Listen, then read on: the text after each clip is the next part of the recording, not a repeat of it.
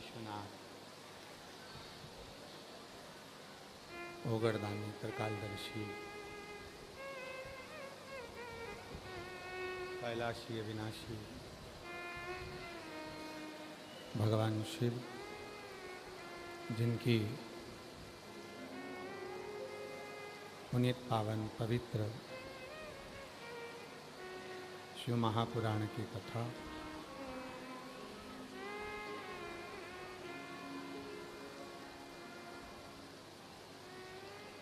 देवाधिदेव महादेव की कृपा से,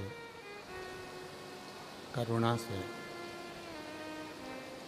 उनकी उदारता से यहाँ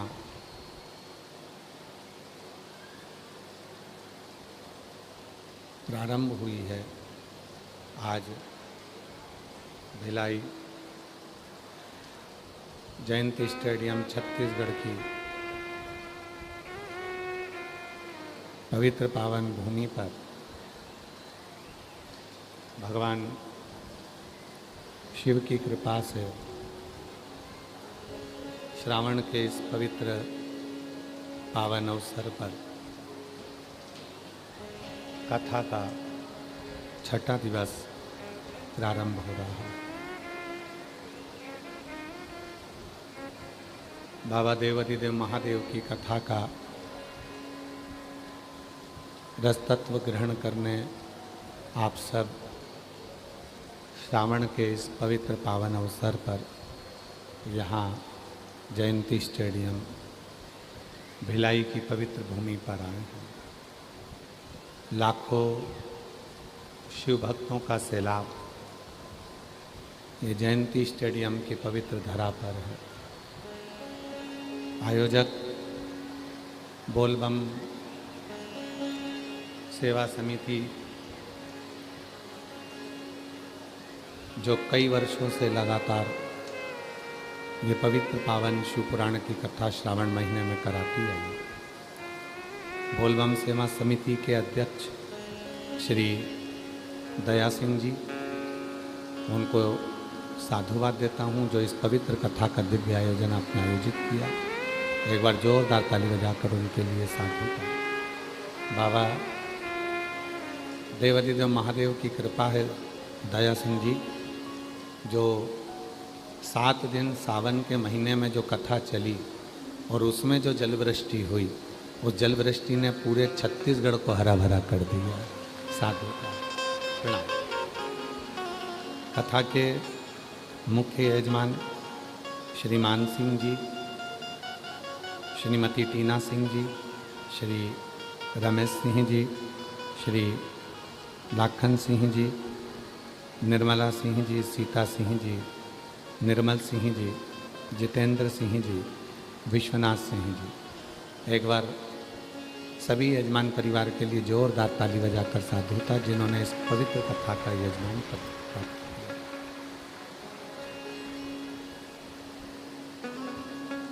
शिव कृपा से, करुणा से, उनकी उदारता से ये पवित्र कथा 7 दिवसीय जो चल रही है, वो एक केवल शिव भक्तों के आनंदमय भाव से यहाँ चल रही है। हमारे बीच में परम पूज्य संत शिरोमणि 1008 श्री राजीव लोचन महाराज जी पधारे हैं। एक बार जोरदार ताली बजाकर उनके लिए भी साधु का, जो इस पवित्र पावन शिव महापुराण की कथा की दिव्यता में पधारे। और तेरी कृपा बिना नहीं ले एक भी लेते हैं श्वास तेरी कृपा से तनो तनो। भगवान क्या करूं मैं राखों के ढेर का, सपनी होत में खजाना कुबेर का, गंगाधार मुक्ति द्वार ओमकार तू, भोले ओमकार तू, आयो शरण तिहारी शंभु तार तार तू। ये शिव की उदारता है, भगवान शंकर की कृपा है, जो ये पवित्र कथा श्रावण के पवित्र अवसर पर छत्तीसगढ़ की पवित्र भूमि पर है।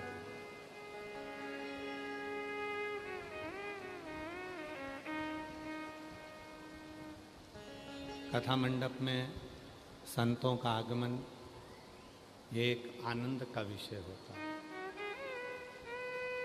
अपनी सुमधुर मीठी वाणी से परम पूज्य राजीव लोचन महाराज जी बड़ी सुंदर सुंदर कथाएं कहते हैं और छत्तीसगढ़िया भाषा में भी कहते हैं, और आप सब लोग उनको श्रवण करते हैं, उसके लिए साधु हैं।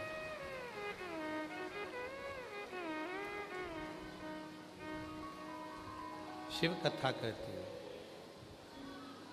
भगवान शंकर का पवित्र चरित्र कहता।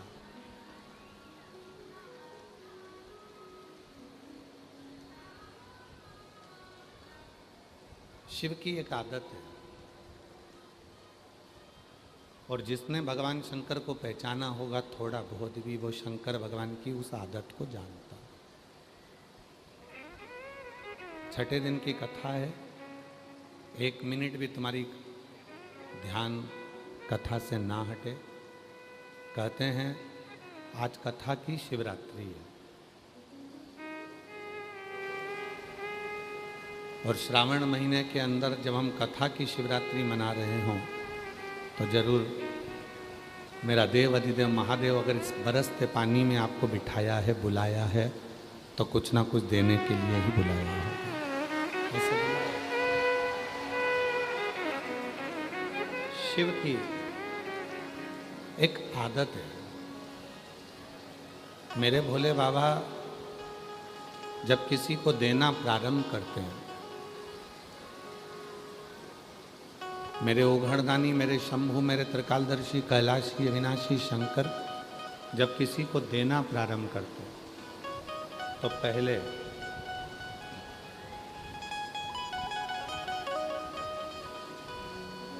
उसके जितने ईर्ष्यालु हैं, जितने ईर्ष्या, जितना उसका बुरा सोचने वाले हैं, समझने वाले हैं, उनको दूर हटा देते हैं। मेरी जीजियों, 2 शब्द हैं। एक शब्द है प्रेम, दूसरा शब्द है भ्रम। 2 शब्द हैं, एक प्रेम रूपी शब्द है, दूसरा भ्रम रूपी शब्द। प्रेम का काम है जोड़ना और भ्रम का काम है दूर हटाना।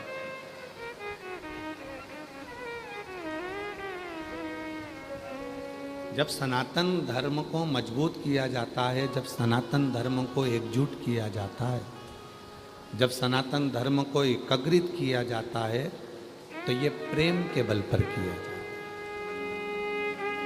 प्रेम से किया जाता है। सनातन कभी अशांति देकर या विद्रोह देकर एकजुटता नहीं लाता। सनातन प्रेम के भरोसे पर ही एकजुटता लाता। पर जब सनातन धर्म एक होता है प्रेम के बल पर, फिर उसमें धीरे धीरे लोग भ्रम उत्पन्न करना प्रारंभ करते हैं, उस भ्रम से उनको दूर करना प्रारंभ करते हैं।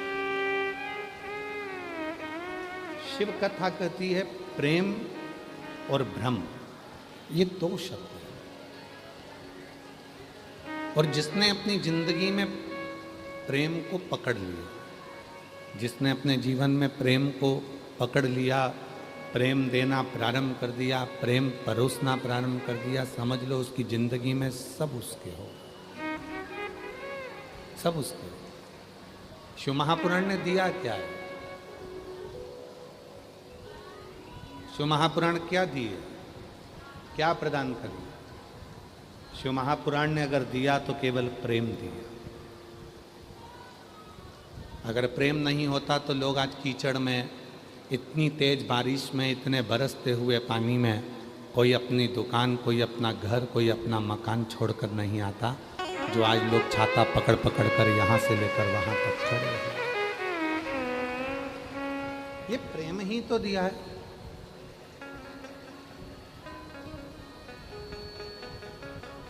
प्रेम ही तो दिया। कल हमारे शैलेंद्र भाई बोल रहे थे ना कि ज्योत से ज्योत जगाते चलो, ज्योत से ज्योत जलाते चलो, ज्योत से ज्योत जलाते चलो, प्रेम के गंगा बहाते चलो, प्रेम की गंगा बहाते चलो।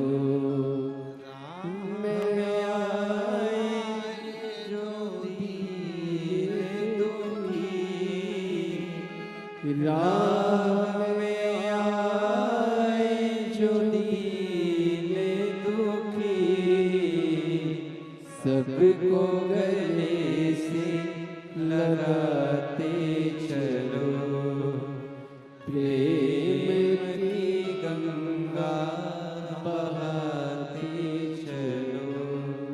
ये प्रेम जोड़ने का काम करता है और भ्रम तोड़ने का काम करता है।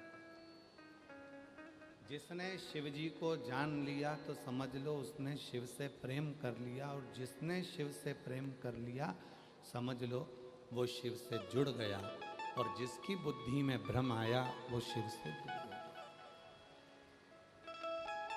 जहां बुद्धि में भ्रम आया वो गया। आज दुनिया के लोग किस भ्रम में जी रहे हैं? कई लोग कहते हैं ईश्वर नहीं है, कोई कहता है राम केवल कथा है, कोई कहता है कृष्ण केवल दर्शन है, कोई कहता है शिव केवल जल चढ़ाओ, दूध चढ़ाओ। दुनिया के लोगों ने केवल यहीं तक पकड़ कर रखा। जो दुनिया के लोग कहते हैं कि ईश्वर नहीं है, ईश्वर को हम मानते नहीं हैं, उनको एक बार इस व्यासपीठ पे जो पत्र भेजे जाते हैं वो पत्र में एड्रेस भी लिखा रहता है और मोबाइल नंबर भी लिखा रहता है। इन सारे पत्रों को ले जाके उसके घर पर डाल देना चाहिए और कहना चाहिए इन सबको फ़ोन लगा कर पूछ कि मेरे देव अधिदेव महादेव छप्पर फाड़ कर देते हैं कि नहीं देते।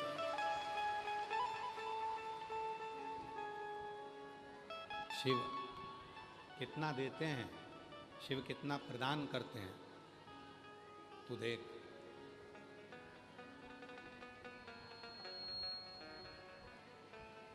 और केवल एक विश्वास के बल पर,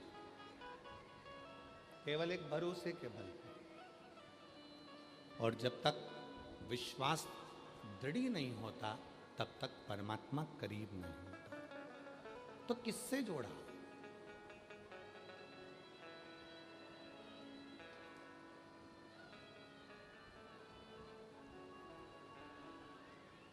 एक बार विजया ने, पार्वती जी की एक सहेली है विजया, जिसको विजयेश्वरी भी कहते हैं।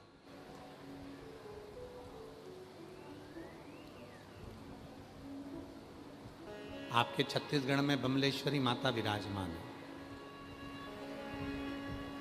माँ जगतजननी विराजमान, माँ बमलेश्वरी। कभी आपने बमलेश्वरी माता का दर्शन करते हुए कभी संत साधु से, सन्यासी से, तपस्वी से, साधक से, उपासक से जाकर पूछा कि माँ जो हमारे छत्तीसगढ़ में विराजमान है उसका नाम बमलेश्वरी कैसे पड़ गया? कैसे पड़ गया? सारे शक्ति पीठों में देव स्थानों में छत्तीसगढ़ की जो बमलेश्वरी माता है वो कोई साधारण माता नहीं है, जो छत्तीसगढ़ की इस पवित्र भूमि पर दुनिया के लोगों का वैभव देने के लिए बैठी है। वो साधारण है। कभी पूछा कि माँ का नाम बमलेश्वरी कैसे पड़ गया, माँ बमलेश्वरी कैसे हो गई, कैसे माता बमलेश्वरी विराजमान हो गई? कभी अध्ययन करना। माता विजया पार्वती जी की एक सहेली है। विजया जो माता पार्वती जी के साथ में बाल्यावस्था से, बचपन से ही, बाल्यावस्था से ही शिव की साधना में लगी।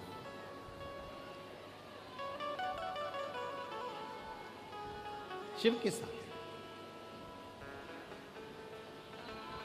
भगवान देवादिदेव महादेव ने, भगवान शंकर ने, भगवान ओघड़दानी ने जब माता पार्वती जी को अपनी अर्धांगिनी बनाया, क्यों? विजया जैसा जैसा कहती थी मां अम्बा जगदम्बा पार्वती मैया वैसा वैसा कर, वैसा वैसा मां कर।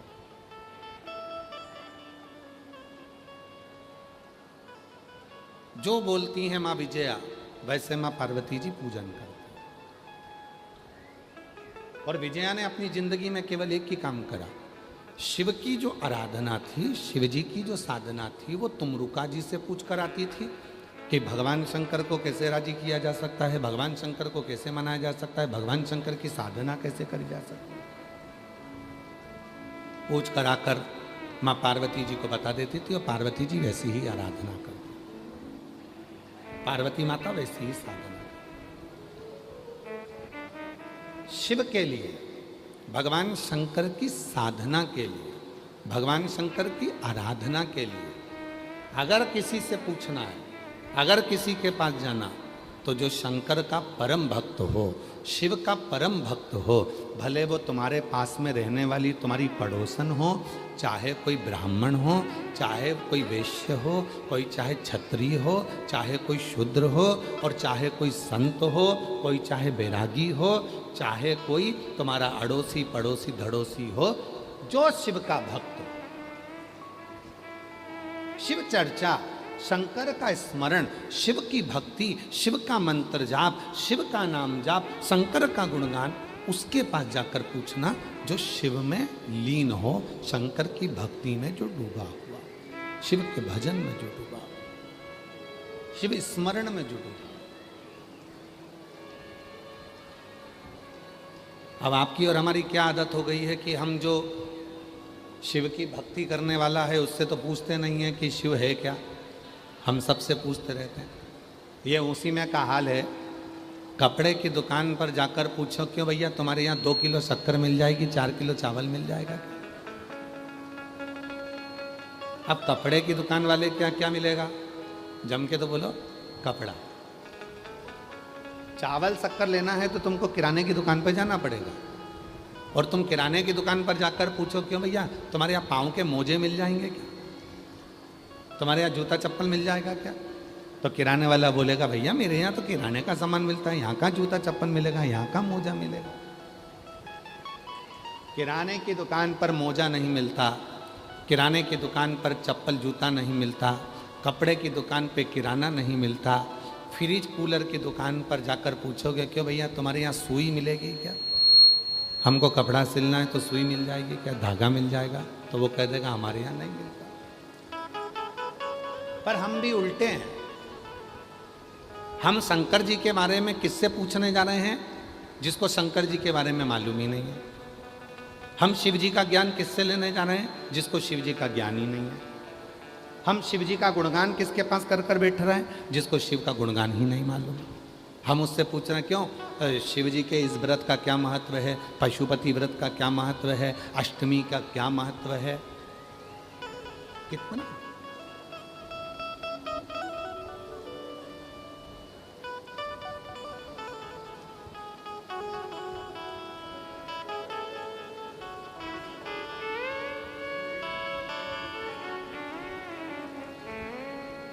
शिव का कितना महत्व है हम उससे नहीं पूछे। हम कपड़े की दुकान पर चावल लेने जा रहे हैं और चावल की दुकान पर मोजे खरीदने जा रहे हैं, तो हमको वो प्राप्त नहीं होगा। कोई शिव का भक्त हो, भले तुम्हारे मोहल्ले में रहता हो, भले वो क्षत्रिय हो, वैश्य हो, ब्राह्मण हो, शूद्र हो, कोई भी हो, अगर वो शिव का भक्त है, शंकर का उपासक है, शिव नाम में डूबने वाला है, शिव की भक्ति करने वाला है, तो आप उसके पास जाकर बैठोगे तो शिव का ज्ञान मिलेगा। और कोई ऐसा है जो शिव को जानता ही नहीं है और तुम उसके पास चले गए और जाकर कहा बाबा जी हमको बता दो शिव के बारे में, तो बाबा जी तो फिर उल्टा सीधा ज्ञान देंगे। शिव नहीं मालूम, शिव का स्मरण है।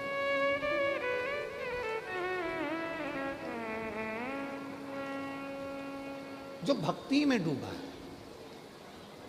चलो अच्छा जाने दो,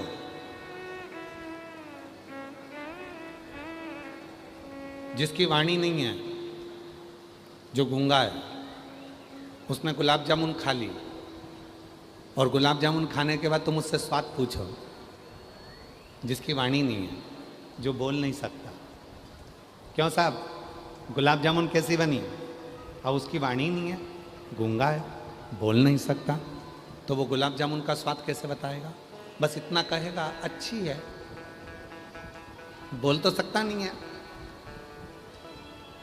आवाज तो निकलेगी नहीं, बोलेगा तो है नहीं, बस इशारा कर देगा अच्छी, स्वाद नहीं बता पाए। फिर किसी ने कहा गूंगे से, जिसकी आवाज नहीं है, वाणी नहीं है, उससे कहा साहब गुलाब जामुन कैसी बनी है, तो उसने इशारा कर। पर कोई पास में खड़ा होगा और उसने गुलाब जामुन खाई होगी और वो बोल सकता है, तो वो कह देगा गुलाब जामुन में इलायची का स्वाद आ रहा था, मावे की गुलाब जामुन इतनी सॉफ्ट बनी थी, चाशनी में मज़ा आ गया, गुलाब जामुन खाने में आनंद आ गया, गुलाब जामुन इतनी जोरदार थी, पूरी चाशनी में तरबतर थी, एकदम बढ़िया थी। जिसने गुलाब जामुन खाई वो स्वाद बता रहा है, और जो गुलाब जामुन तो खा लिया पर मुख से बोल नहीं सकता, वो स्वाद नहीं बता सकता। उसी तरह जो शिव का भक्त होता है, जैसे मेरी ये जीजियाँ बैठी हैं लाखों की संख्या में, जैसे मेरे जीजा बैठे हैं लाखों की संख्या में, जैसे मेरी बेटियाँ बैठी हैं, मेरे बेटा बैठे हैं, मेरे बुजुर्ग माँ बाप बैठे हैं, मेरे बुजुर्ग माता पिता बैठे हैं, आप सब लाखों की संख्या में बैठे हो, तो आप जब कथा सुनकर जाते हो और कोई तुमसे पूछे साहब कथा में गई थी क्या लाभ मिला, तो 3 महीने बाद तुम कह सकती हो कि मेरे बाबा ने मुझको ये दिया है, मैंने गुलाब जामुन खाई तो उसका स्वाद ये उसका स्वाद है, मैंने जो खाया उसका स्वाद ये है। जिसने खाया ही नहीं वो कैसे गाए, कैसे? एक पत्र में एक बहन जी ने लिखा,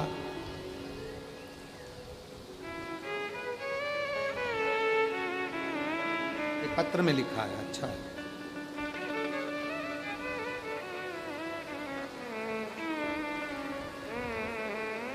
मेरा नाम शकुंतला पटेल है।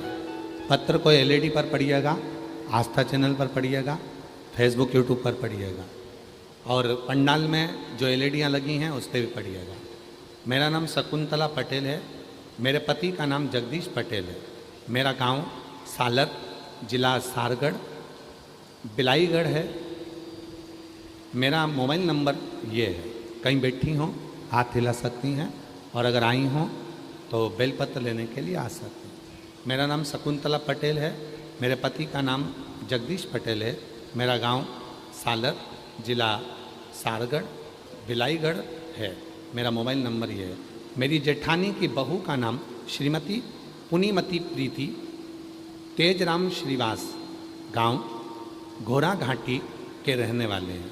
उनको 27 साल से औलाद का सुख नहीं मिला। कितने साल? जम के बोलो, इस पत्र में पढ़ो कितना लिखा है। आस्था चैनल वाले क्लोज करो जरा, पास में करो उसको। कितना लिखा है?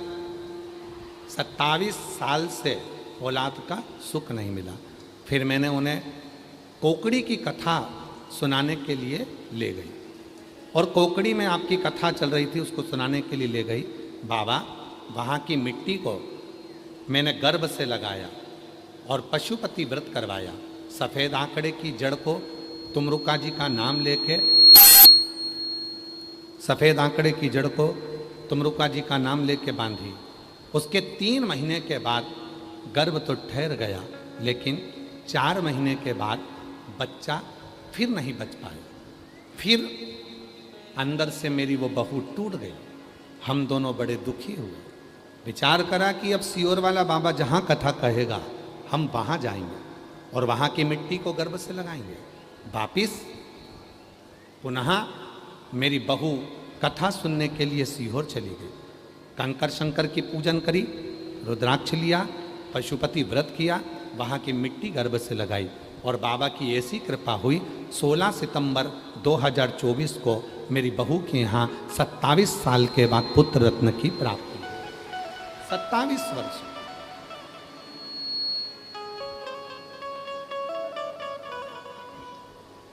अब 27 साल में ये मेरी जितनी जीजियां बैठी हैं,